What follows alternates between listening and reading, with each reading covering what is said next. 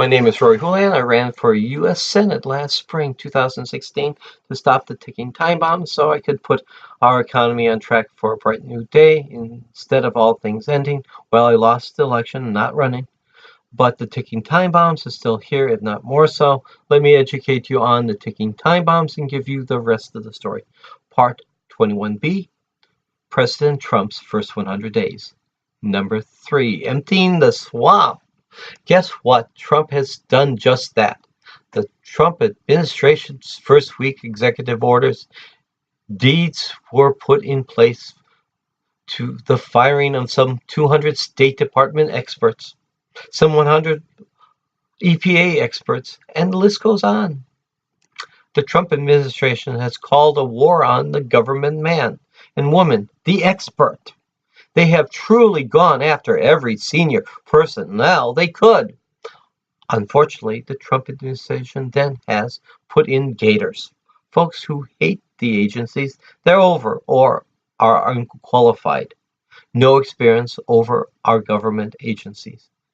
Now, this statement isn't totally true, but the list of qualified folks who are either been fired or removed because they refuse to ruin our country or quit is like 24 and climbing.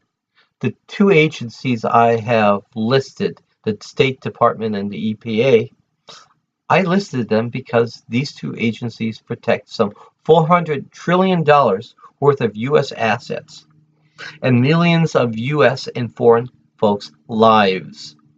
On the State Department, I have just a couple questions. Didn't Rex Tillerson get a big medal from Russia's Putin? A Medal of Friendship, Lenin. Wasn't this medal the highest honor a civilian could get? Haven't I pointed out several times that the best way to keep something a secret is to have one-on-one communications?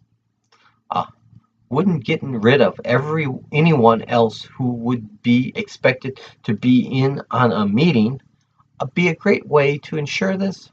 Could Rex Tillerson be a Russian go-between between Trump administration and Russia's Putin?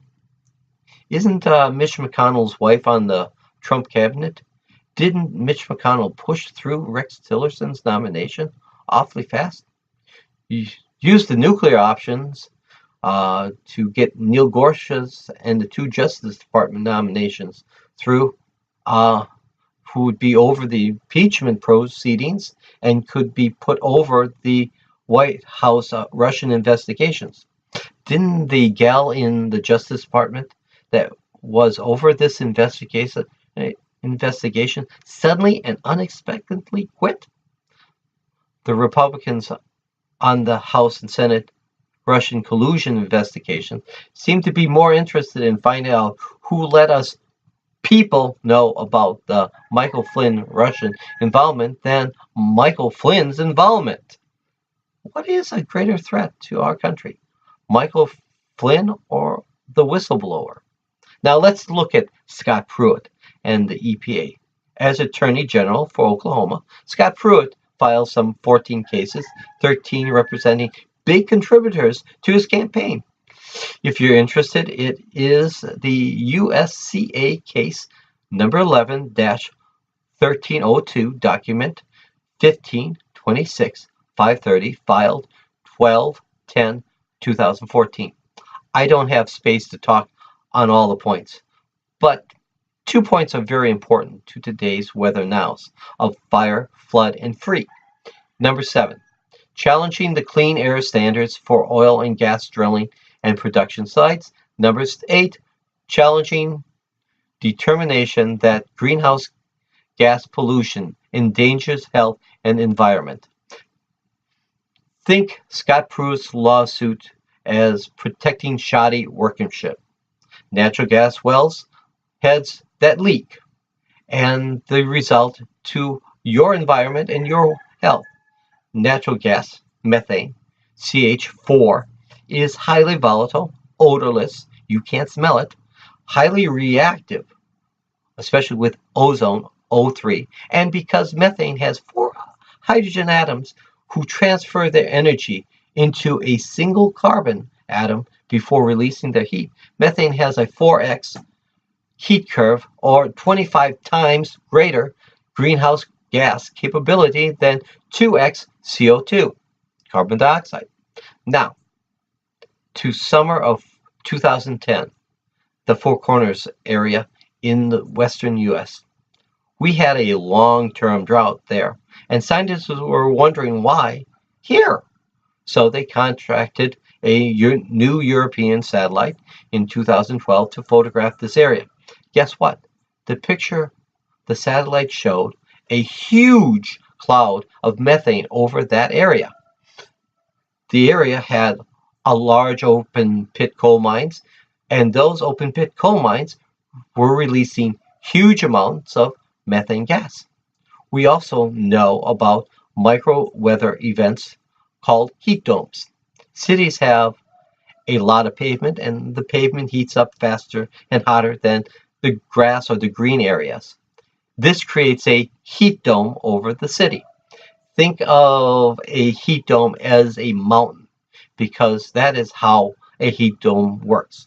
Weather hits a heat dome and is either forced around or rains out like a sponge hitting an inclined plane.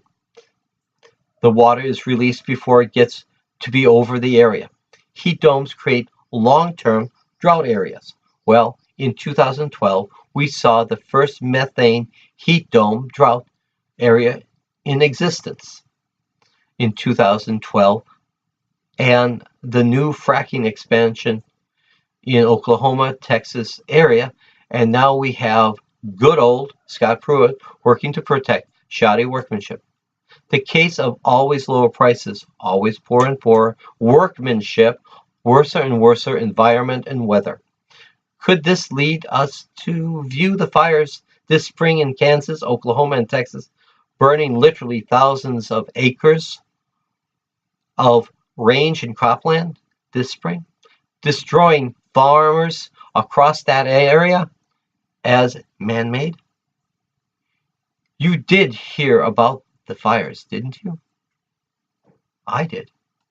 Or the drought last summer in Tennessee that brought about huge, fast-moving fires spread across the Gatlinburg area. Could Gatlinburg fire storm be the first example of a methane-laden atmosphere fire? Did you know we are due to have a new generation of GOES satellites about to be launched and put online? Did you know that these new satellites would be able to see these methane clouds? They are part of NASA's Earth science budget, which the Trump administration oddly is defunding. Remember, lies take no proof to deny, but you do need proof to prove the truth. Hide the truth, and who pays? Taxpayers and insurance companies? Have the truth about oil companies that did shoddy workmanship. What does Trump, who does Trump protect? And Scott Pruitt really protect. Did you know that some national security experts, seeing what these Gator Trumpsters are doing, and figure that the threat to our country is expanding at an exponential rate? Fires, flood, and freaks destroy our country. The end of 21B, President Trump's first 100 days. Number 3. You have a good and blessed day. Bye.